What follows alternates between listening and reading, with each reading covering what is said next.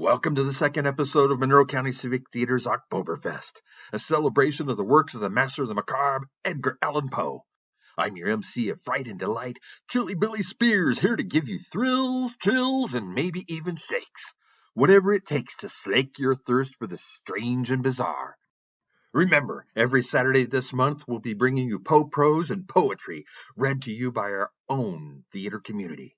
Thanks again to everyone who participated. We'd love to have you play a part too.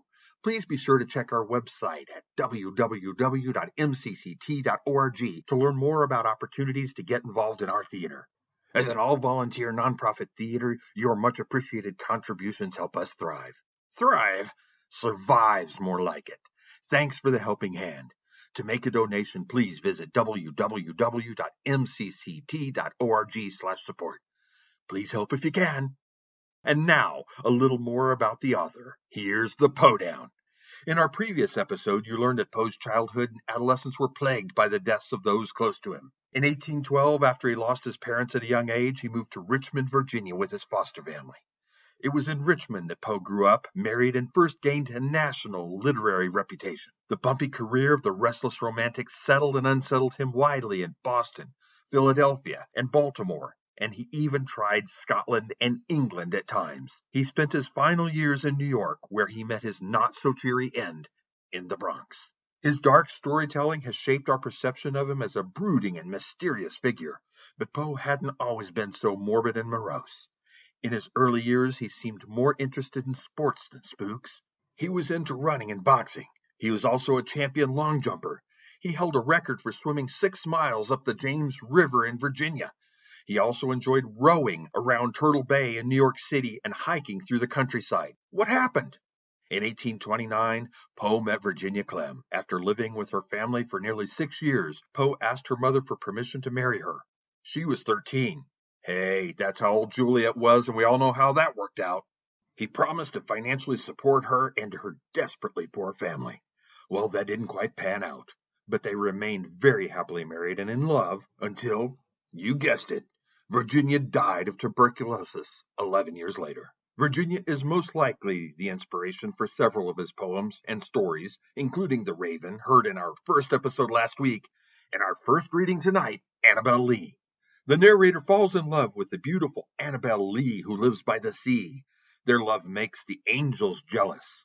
When they take her, when she dies, he may go a little overboard, but hey, whatever floats your boat. Here's Colette Feehan reading Annabel Lee.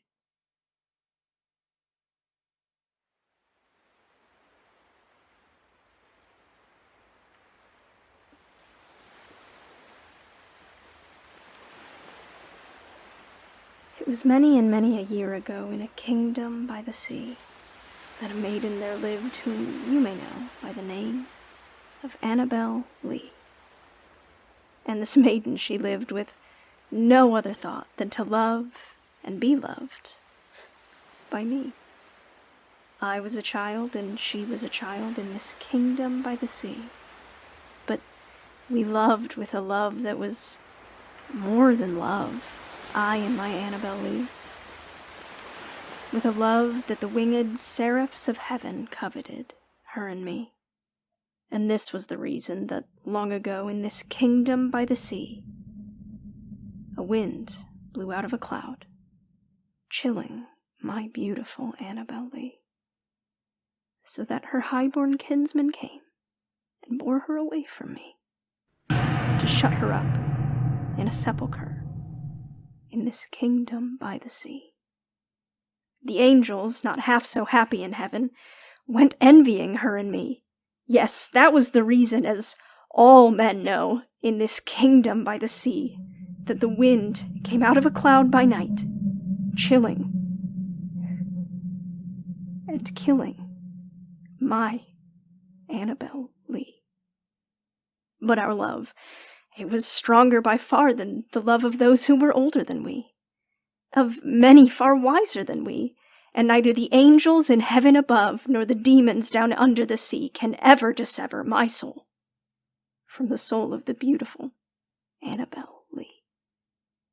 For the moon never beams without bringing me dreams of the beautiful Annabel Lee. and the stars never rise, but I feel the bright eyes of the beautiful Annabel Lee. And so, all the night tide, I lay down by the side of my darling, my life and my bride, in her sepulchre, there by the sea, in her tomb by the sounding sea.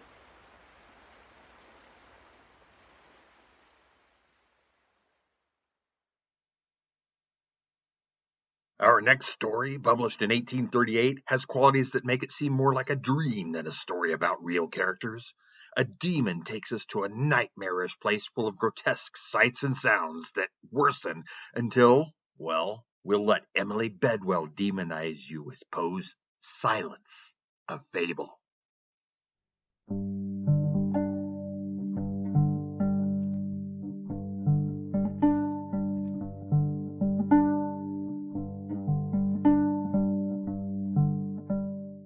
"Listen to me," said the demon, as he placed his hand upon my head.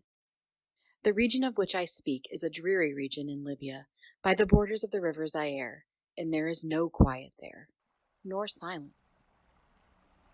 The waters of the river have a saffron and sickly hue, and they flow not onwards to the sea, but palpitate forever and forever beneath the red eye of the sun with a tumultuous and convulsive motion. For many miles on either side of the river's oozy bed is a pale desert of gigantic water lilies. They sigh unto one another in the solitude, and stretch towards the heaven their long and ghastly necks, and nod to and fro their everlasting heads, and there is an indistinct murmur which cometh out from them like the rushing of subterrene water, and they sigh unto one another. But there is a boundary to their realm, the boundary of the dark, horrible, lofty forest. There, like the waves about the Hebrides, the low underwood is agitated continually. There is no wind throughout the heaven, and the tall primeval trees rock eternally hither and thither with crashing and mighty sound, and from their high summits, one by one, drop everlasting dews. And at the roots strange, poisonous flowers lie writhing in perturbed slumber. And overhead, with a rustling and loud noise, the gray clouds rush westwardly forever, until they toll, a cataract, over the fiery wall of the horizon. And there is no wind throughout the heaven, and by the shores of the river Zaire there is neither quiet nor silence. It was night, and the rain fell, and falling it was rain, but having fallen it was blood. And I stood in the morass among the tall lilies, and the rain fell upon my head, and the lilies sighed one into the other in solemnity of their desolation. And all at once the moon arose through the thin ghastly mist, and was crimson in color, and mine eyes fell upon a huge gray rock which stood by the shore of the river, and was lighted by the light of the moon. And the rock was gray, and ghastly, and tall, and the rock was gray. Upon its front were characters engraven in the stone. And I walked through the morass of water lilies until I come close to the shore, that I might read the characters upon the stone. But I could not decipher them. And I was going back into the morass when the moon shone with a fuller red, and I turned and looked again upon the rock and upon the characters, and the characters were desolation. And I looked upwards, and there stood a man upon the summit of the rock. I hid myself among the water lilies, that I might discover the actions of the man. The man was tall and stately in form, and wrapped up from his shoulders to his feet in the toga of old Rome, and the outlines of his figure were indistinct, but his features were the features of a deity. For the mantle of the night, and of the mist, and of the moon, and of the dew, had left uncovered the features of his face, and his brow was lofty with thought, and his eyes wild with care, and in the few furrows upon his cheek I read the fables of sorrow, and weariness, and disgust with mankind, and a longing after solitude. And the man sat upon the rock, and leaned his head upon his hand, and looked out upon the desolation. He looked down into the low, unquiet shrubbery, and up into the tall, primeval trees, and up higher at the rustling heaven, and into the crimson moon. And I lay within the shelter of the lilies, and observed the actions of the man. The man trembled in solitude.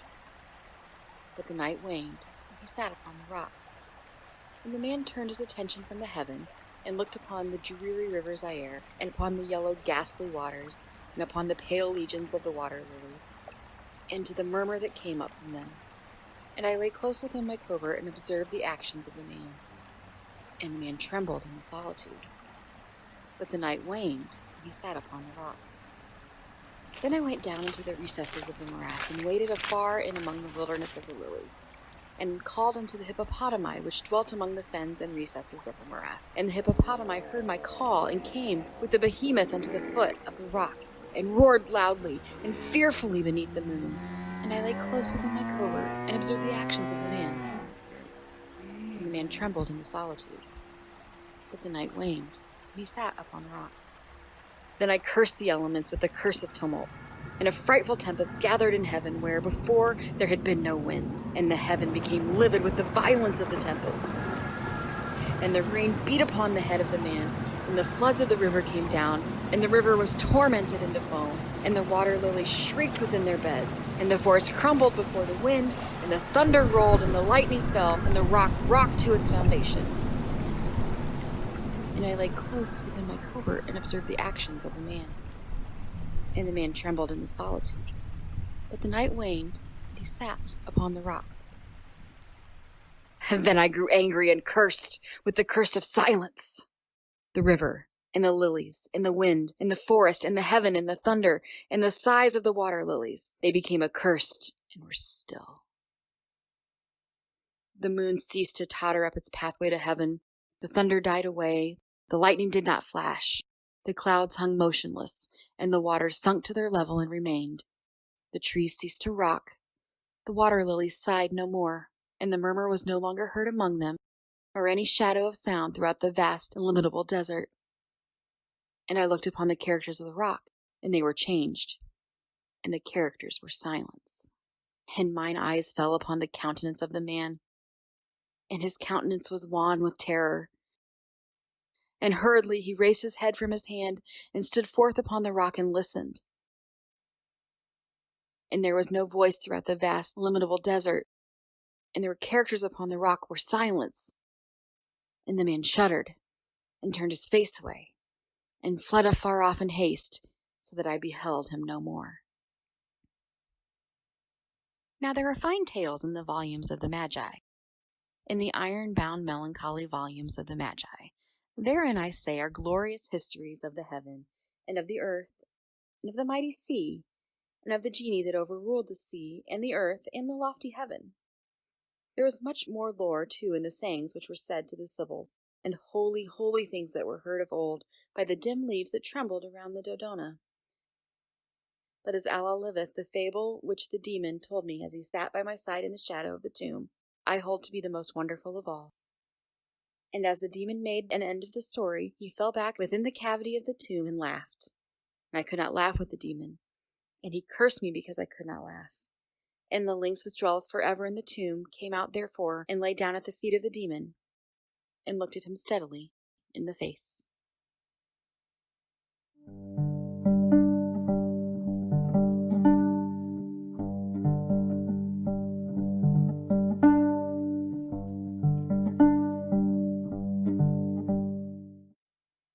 In the end, perhaps solitary silence is the ultimate desolation, but we're not ready for it yet. Here's another reading. Justin McNeely and Emma Young bring you Bon Bon. This story was published in 1832 and originally titled The Bargain Lost. It follows Pierre Bonbon, a French restaurant owner and chef who believes himself to be a profound philosopher. He also has an inclination for the bottle. Alone at home one snowy night while getting a buzz in a blizzard, he hears a voice from a mysterious stranger who turns out to be the devil. There follows a rowdy wine-soaked romp through Western philosophy and culinary terms, which ends in an unexpected Poe nightcap. A special thanks to Stefano Mura, who was kind enough to lend his artwork to this piece. We'd also like to thank Menhir Edizioni, who published his comic in 2017. We included a link to Stefano's artwork in the caption below, and are featuring him in the artist profile on our website at www.mcct.org. Be sure to check it out. Here's Bon Bon, or The Bargain Lost.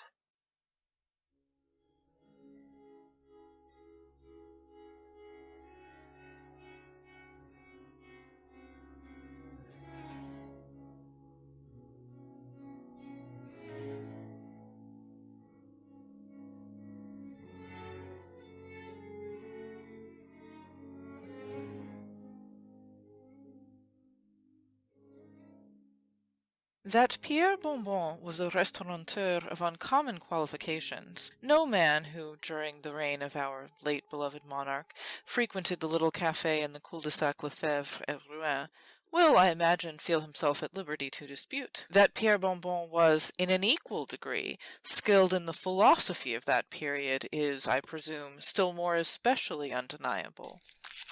His pâtés à la foie were beyond doubt immaculate, but what pen can do justice to his essays sur la nature, his thoughts sur l'âme, his observations sur l'esprit? If his omelette, if his fricandeau were inestimable, what littérateur of the day would not have given twice as much for an idée de bonbon as for all the trash of all the idées of all the rest of the savants? Bonbon had ransacked libraries which no other man had ransacked, had read more than any other would have entertained a notion of reading, had understood more than any other would have conceived the possibility of understanding. And although, while he flourished, there were not wanting some authors at Rouen to assert that his dicta evinced neither the purity of the Academy nor the depth of the Lyceum, although, mark me, his doctrines were by no means very generally comprehended, still it did not follow that they were difficult of comprehension. It was, I think, on account of their self-evidency, that many persons were led to consider them abstruse. It is to Bonbon, but let this go no farther, it is to Bonbon that Kant himself is mainly indebted for his metaphysics. The former was indeed not a Platonist, nor strictly speaking an Aristotelian, nor did he, like the modern Leibniz, waste those precious hours which might be employed in the invention of a fricassee, or, Vassili Gradieu, the analysis of a sensation, in frivolous attempts at reconciling the obstinate oils and waters of ethical discussion. Not at all. Bonbon was Ionic. Bonbon was equally italic. He reasoned a priori. He reasoned also a posteriori. His ideas were innate, or otherwise. He believed in George of Trebizond. He believed in Bosserian. Bonbon was emphatically a bonbonist. I have spoken of the philosopher in his capacity of restaurateur. I would not, however, have any friend of mine imagine that, in fulfilling his hereditary duties in that line, our hero wanted a proper estimation of their dignity and importance.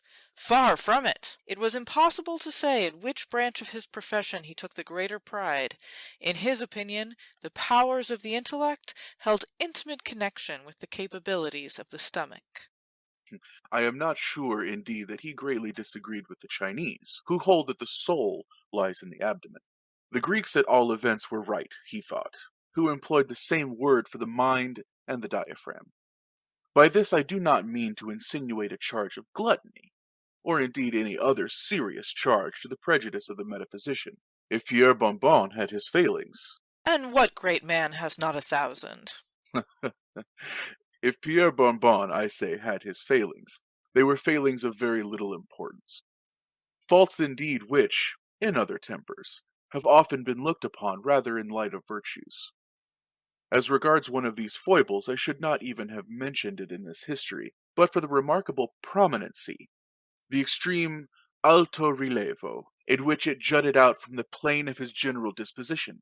He could never let slip an opportunity of making a bargain. Not that he was avaricious. No. It was by no means necessary to the satisfaction of the philosopher that the bargain should be to his own proper advantage. Provided a trade could be effected, a trade of any kind, upon any terms, or under any circumstances, a triumphant smile was seen for many days thereafter to enlighten his countenance, and a knowing wink of the eye to give evidence of his sagacity. At any epoch, it would not be very wonderful if a humor so peculiar as the one I have just mentioned should elicit attention and remark. At the epoch of our narrative, had this peculiarity not attracted observation, there would have been room for wonder indeed. It was soon reported that, upon all occasions of the kind, the smile of Bonbon was wont to differ widely from the downright grin with which he would laugh at his own jokes, or welcome an acquaintance. Hints were thrown out of an exciting nature. Stories were told of perilous bargains made in a hurry and repented of at leisure. and instances were adduced of unaccountable capacities, vague longings, and unnatural inclinations implanted by the author of all evil for wise purposes of his own. The philosopher had other weaknesses, but they are scarcely worthy our serious examination. For example, there are few men of extraordinary profundity who are found wanting in an inclination of the bottle. Whether this inclination be an exciting cause, or rather a valid proof of such profundity, it is a nice thing to say. Bonbon, as far as I can learn, did not think the subject adapted to minute investigation. Nor do I. Yet, in the indulgence of a propensity so truly classical, it is not to be supposed that the restaurateur would lose sight of that intuitive discrimination which was wont to characterize at one and the same time his essay and his omelette. In his seclusions, the vin de Bourgogne had its allotted hour, and there were appropriate moments for the Côte du Rhône. With him, Sauterne was to Médoc what Catullus was to Homer. He would sport with a syllogism in sipping Saint-Péray, but unravel an argument over Claude de Vougeot, and upset a theory in a torrent of Chambertin. Well, it had been if the same quick sense of propriety had attended him in the peddling propensity to which I have formerly alluded, but this was by no means the case. Indeed, to say the truth, that trait of mind in the philosophic Bonbon did begin at length to assume a character of strange intensity and mysticism, and appeared deeply tinctured with the diablerie of his favorite German studies. To enter the little café in the cul-de-sac Lefebvre was, at the period of our tale, to enter the sanctum of a man of genius. Bonbon was a man of genius. There was not a sous cuisinier in Rouen who could not have told you that Bonbon was a man of genius. His very cat knew it, and forbore to whisk her tail in the presence of the man of genius. His large water dog was acquainted with the fact, and upon the approach of his master, betrayed his sense of inferiority by a sanctity of deportment, a debasement of the ears, and a dropping of the lower jaw, not altogether unworthy of a dog.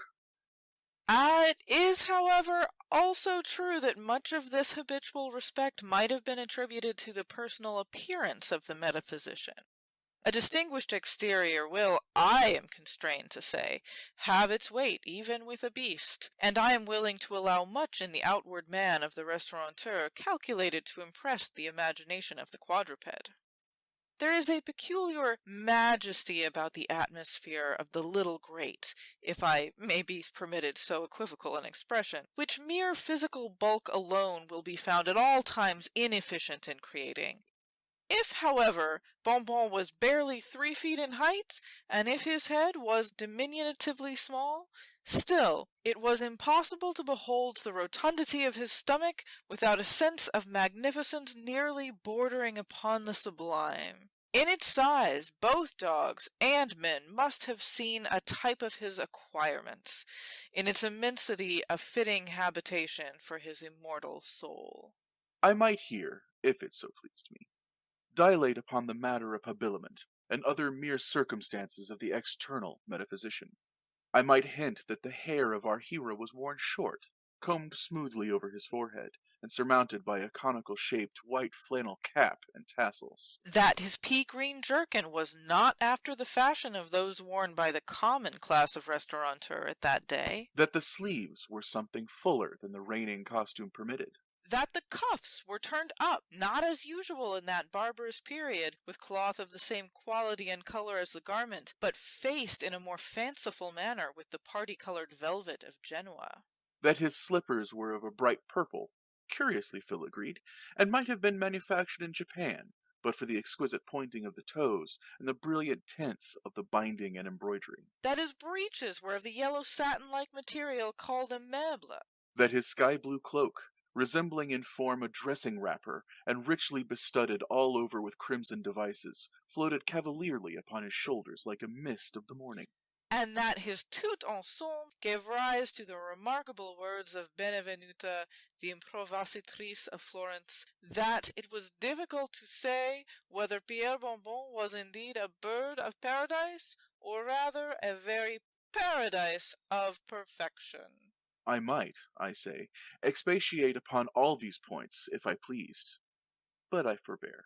Merely personal details may be left to historical novelists. They are beneath the moral dignity of matter-of-fact.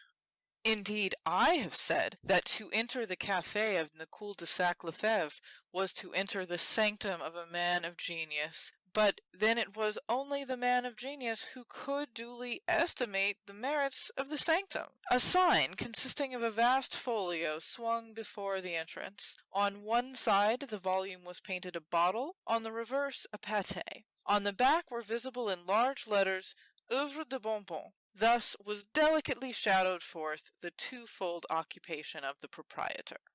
Upon stepping over the threshold, the whole interior of the building presented itself to view.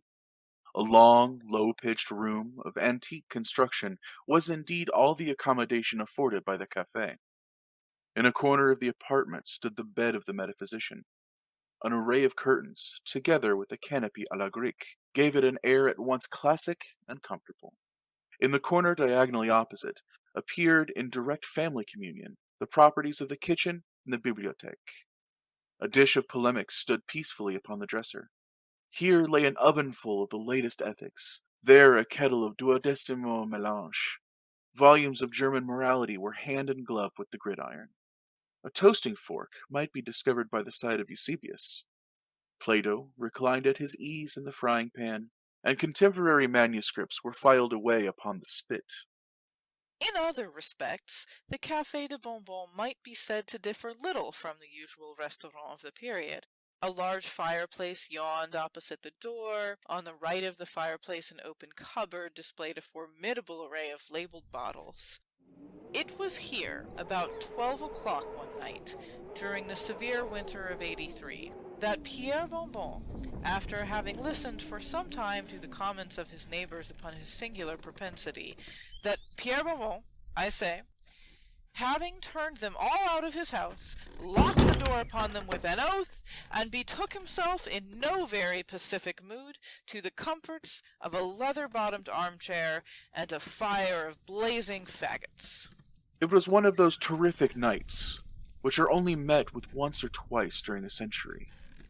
It snowed fiercely, and the house tottered to its center with the floods of wind that, rushing through the crannies in the wall and pouring impetuously down the chimney, shook awfully the curtains of the philosopher's bed and disorganized the economy of his patte-pain and papers. This huge folio sign that swung without, exposed to the fury of the tempest, creaked ominously and gave out a moaning sound from its stanchions of solid oak.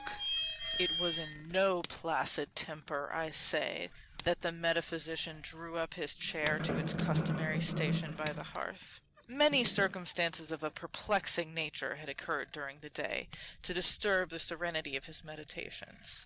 In attempting Des œufs à la princesse, he had unfortunately perpetrated an omelette à la reine. The discovery of a principle in ethics had been frustrated by the overturning of a stew.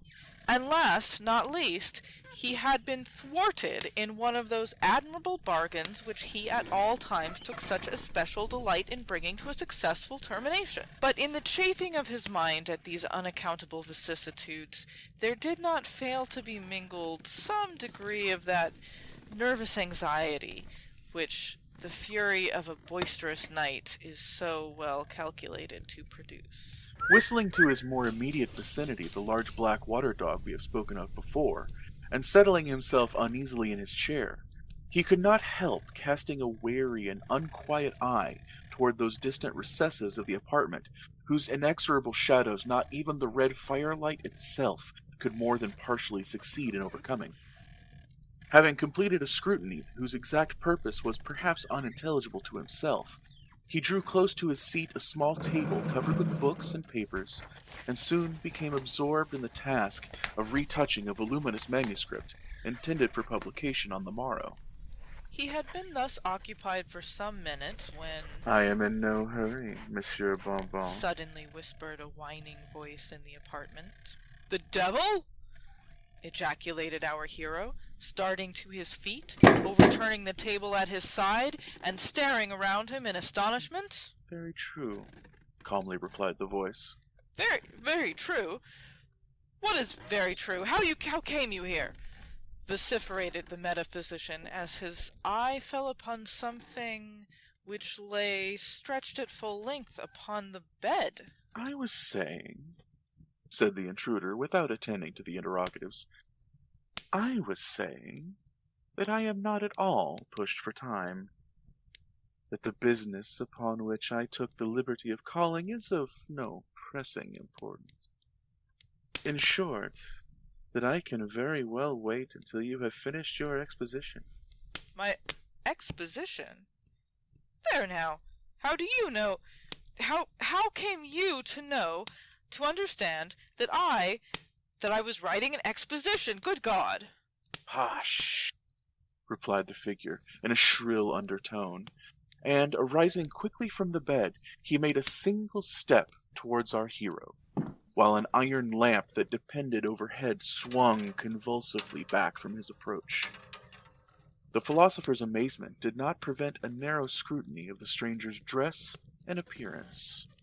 The outlines of his figure, exceedingly lean but much above the common height, were rendered minutely distinct by means of a faded suit of black cloth which fitted tight to the skin, but was otherwise cut very much in the style of a century ago.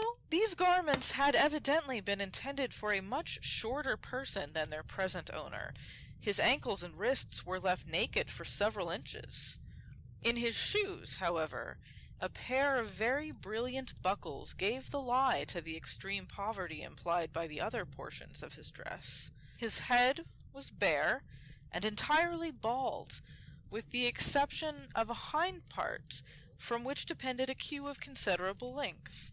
A pair of green spectacles with side glasses protected his eyes from the influence of the light, and at the same time prevented our hero from ascertaining either their color or their conformation.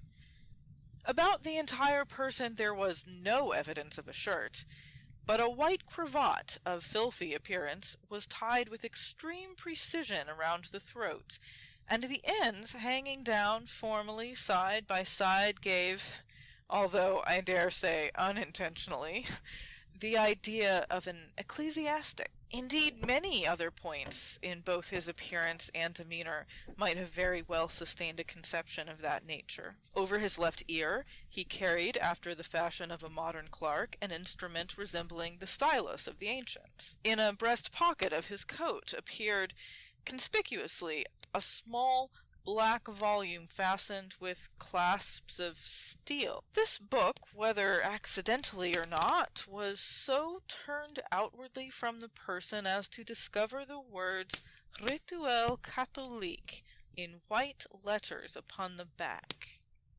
His entire physiognomy was interestingly saturnine, even cadaverously pale. The forehead was lofty and deeply furrowed with the ridges of contemplation. The corners of the mouth were drawn down into an expression of the most submissive humility. There was also a clasping of the hands as he stepped toward our hero, and altogether a look of such utter sanctity as could not have failed to be unequivocally prepossessing. Every shadow of anger faded from the countenance of the metaphysician, as, having completed a satisfactory survey of his visitor's person, he shook him cordially by the hand and conducted him to a seat. There would, however, be a radical error in attributing this instantaneous transition of feeling in the philosopher to any one of those causes which might naturally be supposed to have had an influence. Indeed, Pierre Bonbon, from what I have been able to understand of his disposition, was of all men the least likely to be imposed upon by any speciousness of exterior deportment. It was impossible that so accurate an observer of men and things should have failed to discover, upon the moment, the real character of the personage who had thus intruded upon his hospitality. To say no more, the conformation of his visitor's feet was sufficiently remarkable. He maintained lightly upon his head an inordinately tall hat. There was a tremulous swelling about the hinder part of his breeches, and the vibration of his coat tail was a palpable fact. Judge, then, with what feelings of satisfaction our hero found himself thrown thus at once into the society of the person for whom he had at all times entertained the most unqualified respect. He was, however, too much of the diplomatist to let escape him any intimation of his suspicions in regard to the true state of affairs. It was not his cue to appear at all conscious of the high honor he thus unexpectedly enjoyed, but by leading his guest into the conversation to elicit some important ethical ideas, which might, in obtaining a place in his contemplated publication, enlighten the human race, and at the same time immortalize himself. Ideas which, I should have added, his visitor's great age and well-known proficiency in the science of morals might very well have enabled him to afford. Actuated by these enlightened views, our hero bade the gentleman sit down, while he himself took occasion to throw some faggots upon the fire and place upon the now re-established table some bottles of Mousseau. Having quickly completed these operations, he drew his chair vis-a-vis to his companions and waited until the latter should open the conversation. But plans even the most skillfully matured are often thwarted in the outset of their application, and the restaurateur found himself nonplussed by the very first words of his visitor's speech. "I see you know me, Bonbon," said he. And the devil, dropping at once the sanctity of his demeanor, opened to its fullest extent a mouth from ear to ear, so as to display a set of jagged and fang-like teeth, and throwing back his head laughed long, loudly, wickedly, and uproariously, while the black dog, crouching down upon his haunches, joined lustily in the chorus, and the tabby cat, flying off at a tangent, stood up on end and shrieked in the farthest corner of the apartment. Not so the philosopher. He was too much a man of the world either to laugh like the dog, or by the shrieks to betray the indecorous trepidation of the cat. It must be confessed, he felt a little astonishment to see the white letters which formed the words Rituel Catholique on the book in his guest's pocket momentarily changing both their color and their import, and in a few seconds, in place of the original title, the words Registre des Condamnés blaze forth in characters of red. This startling circumstance, when Bonbon replied to his visitor's remark, imparted to his manner an air of embarrassment which probably might not otherwise have been observed. "Why, sir," said the philosopher, "why, sir, to speak sincerely, I believe you are, upon my word, that I imagine I have some very faint idea of the remarkable honor." "Oh, yes, very well," interrupted his Majesty. "Say no more. I see how it is." And hereupon, taking off his green spectacles, he wiped the glasses carefully with the sleeve of his coat and deposited them in his pocket. If Bonbon had been astonished at the incident of the book, his amazement was now much increased by the spectacle which here presented itself to view. In raising his eyes, with a strong feeling of curiosity to ascertain the color of his guests, he found them by no means black, as he had anticipated, nor gray, as might have been imagined, nor yet hazel, nor blue, nor indeed yellow, nor red, nor purple, nor white, nor green, nor any other color in the heavens above, or in the earth beneath, or in the waters underneath the earth. In short, Pierre Bonbon not only saw plainly that his Majesty had no eyes whatsoever, but could discover no indications of their having existed at any previous period, for the space where eyes should naturally have been was, I am constrained to say, simply a dead level of flesh. It was not in the nature of the metaphysician to forbear making some inquiry into the sources of so strange a phenomenon.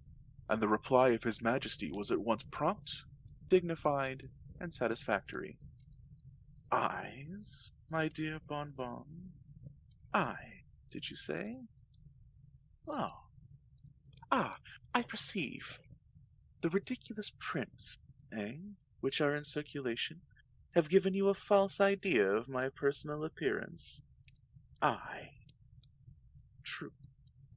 Eyes, Pierre Bonbon, are very well in their proper place. That, you would say, is the head? Right. The head of a worm. To you, likewise, these optics are indispensable. Yet I will convince you that my vision is more penetrating than your own. There is a cat I see in the corner. A pretty cat. Look at her. Observe her well. Now, Bonbon, do you behold the thoughts? The thoughts, I say. The ideas, the reflection, which are being engendered in her pericranium. There it is now. You do not. She is thinking we admire the length of her tail and the profundity of her mind. She has just concluded that I am the most distinguished of ecclesiastics, and that you are the most superficial of metaphysicians. Thus, you see, I am not altogether blind, but to one of my profession, the eyes you speak of would be merely an encumbrance, liable at any time to be put out by a toasting iron or a pitchfork. To you, I allow, these optical affairs are indispensable.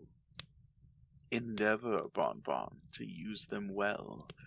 My vision is the soul.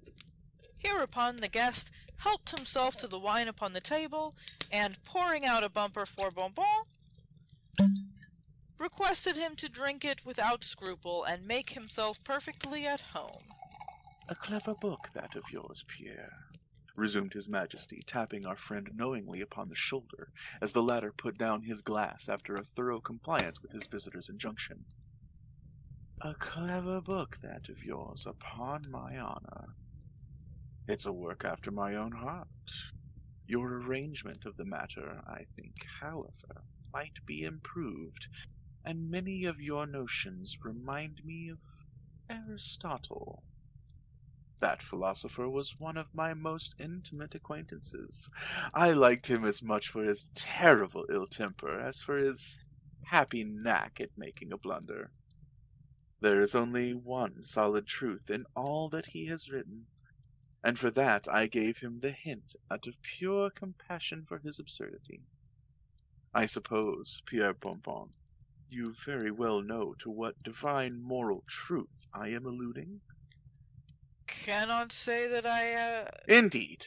Why, it was I who told Aristotle that, by sneezing, men expelled superfluous ideas through the proboscis. Undoubtedly pancakes, said the metaphysician, while he poured out for himself another bumper of the Mousseau, and offered his snuff-box to the finger of his visitor. There was Plato, too, continued his Majesty, modestly declining the snuff-box and the compliment it implied. There was Plato, too, for whom I at one time felt all the affection of a friend. You knew Plato, Bonbon? Ah, no, I beg 1,000 pardons. He met me at Athens one day, in the Parthenon, and told me he was distressed for an idea. I bade him write down that Honu estin aulos, mens humana immaterialis est. He said that he would do so, and went home, while I stepped over to the pyramids. But my conscience smote me for having uttered a truth, even to aid a friend, and hastening back to Athens, I arrived behind the philosopher's chair while he was inciting the aulos. Giving the lambda a flip with my finger, I turned it upside down. So the sentence now reads, the mind is a light, and is, you perceive, the fundamental doctrine in his metaphysics. Were you ever at Rome? Asked the restaurateur, as he finished his second bottle of Mousseau, and drew from the closet a larger supply of Chambertin. But once, Monsieur Bonbon, but once. "There was a time," said the devil, as if reciting some passage from a book, "there was a time when occurred an anarchy of 5 years, during which the Republic, bereft of all its officers, had no magistracy besides the tribunes of the people, and these were not legally vested with any degree of executive power. At that time, Monsieur Bonbon, at that time only I was in Rome, and I have no earthly acquaintance, consequently, with any of its philosophy." What do you think of Picurus? "What do I think of whom?" said the devil in astonishment. "You cannot surely mean to find any fault with Epicurus? What do I think of Epicurus? Do you mean me, sir? I am Epicurus. I am the same philosopher who wrote each of the 300 treatises commemorated by Diogenes Laertes." That's a lie, said the metaphysician, for the wine had gotten a little into his head. Very well, sir, very well indeed, sir," said his majesty, apparently very much flattered. That's a lie, repeated the restaurateur dogmatically.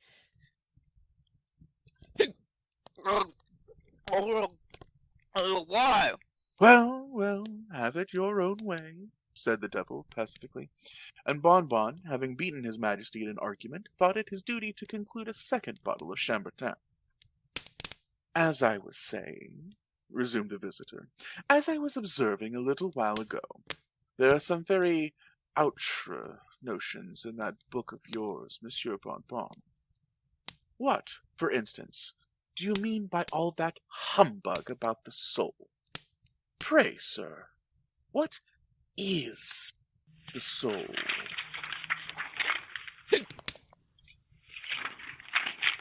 The soul, replied the metaphysician, referring to his manuscript, is undoubtedly. "No, sir." Indubitably. "No, sir." Indisputably. "No, sir." Evidently. "No, sir." Incontrovertibly. "No, sir." And beyond all question. "No, sir, the soul is no such thing." Here the philosopher, looking daggers, took occasion to make an end, upon the spot, of his third bottle of Chambertin. Then, well, pray, sir, what is it? "That is neither here nor there, Monsieur Bonbon," replied his majesty musingly. "I have tasted, that is to say, I have known some very bad souls, and some, too, pretty good ones." Here he smacked his lips, and, having unconsciously let fall his hand upon the volume in his pocket, was seized with a violent fit of sneezing. He continued. "There was the soul of Cratinus, passable; Aristophanes, racy; Plato, exquisite. Not your Plato, but Plato the comic poet. Your Plato would have turned the stomach of Cerberus. Ha! Then let me see.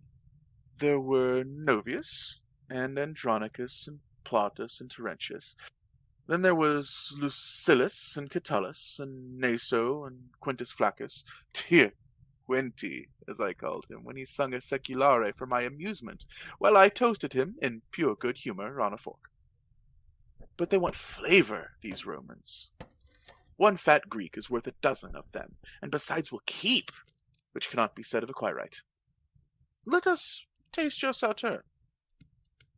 Bonbon had by this time made up his mind to the nil admirari, and endeavored to hand down the bottles in question. He was, however, conscious of a strange sound in the room, like the wagging of a tail. Of this, although extremely indecent in his majesty, the philosopher took no notice, simply kicking the dog and requesting him to be quiet. The visitor continued. "I found that Horace tasted very much like Aristotle. You know I am fond of variety. Terentius I could not have told from Menander. Naso, to my astonishment, was Nicander in disguise. Virgilius had a strong twang of Theocritus. Martial put me much in mind of Archilochus, and Titus Livius was positively Polybius and none other." replied Bonbon, and His Majesty proceeded. But if I have a penchant, Monsieur Bonbon, if I have a penchant, it is for a philosopher. Yet, let me tell you, sir, it is not every it is not every gentleman who knows how to choose a philosopher. Long ones are not good, and the best, if not carefully shelled, are apt to be a little rancid on account of the gall. Shelled? Taken out of the carcass.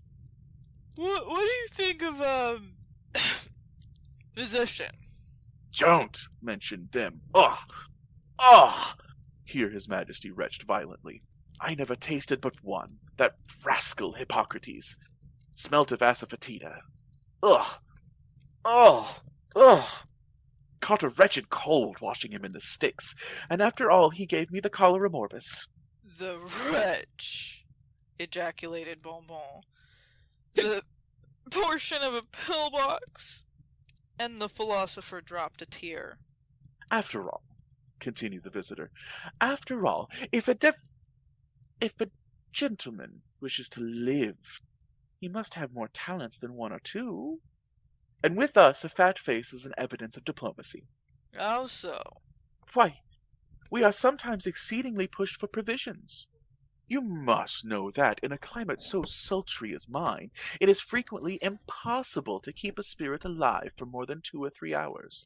And after death, unless pickled immediately, and a pickled spirit is not good, they will smell, you understand, eh?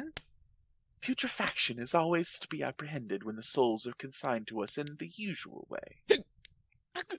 Good God! How do you manage? Here the iron lamp commenced swinging with redoubled violence, and the devil half started from his seat. However, with a slight sigh, he recovered his composure, merely saying to our hero in a low tone, I tell you what, Pierre Bonbon, we must have no more swearing. The host swallowed another bumper, by way of denoting thorough comprehension and acquiescence, and the visitor continued. Why, there are several ways of managing. The most of us starve. Some put up with the pickle. For my part, I purchase my spirits vivente corpore, in which case I find they keep very well. But the body... The body. Well, what of the body? I perceive. Why, sir, the body is not at all affected by the transaction. I have made innumerable purchases of the kind in my day, and the parties never experienced any inconvenience. There were Cain and Nimrod, and Nero, Caligula, and Dionysius, and Pisistratus, and 1,000 others, who never knew what it was to have a soul during the latter part of their lives. Yet, sir, these men adorned society. Why, isn't there Arouet now, whom you know as well as I? Is he not in possession of his faculties, mental and corporeal?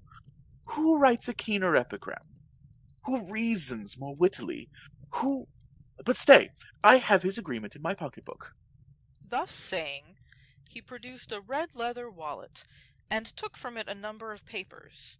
Upon some of these Bonbon caught a glimpse of the letters Maquis, Maza, Robespierre, with the words Caligula, George, Elizabeth. His Majesty selected a narrow slip of parchment, and from it read aloud the following words.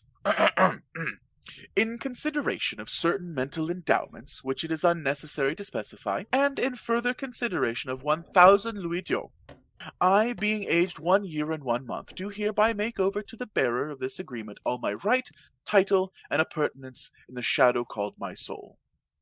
Signed... Here His Majesty repeated a name which I did not feel justified in indicating more unequivocally. A clever fellow, that, resumed he.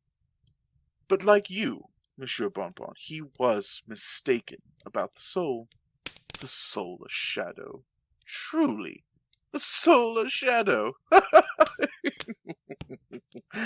Only think of a fricasseed shadow. Only think. Only think of a fricasseed shadow, exclaimed our hero, whose faculties were becoming much illuminated by the profundity of his master's discourse. Only think of a fricasseed shadow. Now, damn, if I would have been such a nincompoop, my soul, mister. Huh. Your soul, Monsieur Bonbon? Yes, sir, my soul is... What, sir? No, shadow, damn it! Did you mean to say? Yes, sir, my soul is... Yes, sir. Oh, I did not intend to assert. My soul is... qualified for... What, sir? Stew? Ha! Souffle. Huh? Fricassee! Indeed. Ragu and fricandeau. And see here, my good fellow, I'll let you have it. A bargain. Here the philosopher slapped his majesty upon the back. Couldn't think of such a thing, said the latter calmly, at the same time rising from his seat. The metaphysician stared. Am supplied at present, said his majesty. Oh, what? Said the philosopher. Have no funds on hand. What? Besides, very unhandsome in me Sir! to take advantage of your present disgusting and ungentlemanly situation. Here the visitor bowed and withdrew. In what manner could not be precisely ascertained. But in a well-concerted effort to discharge a bottle at the villain, the slender chain was severed that depended from the ceiling. And the metaphysician prostrated by the downfall of the lamp.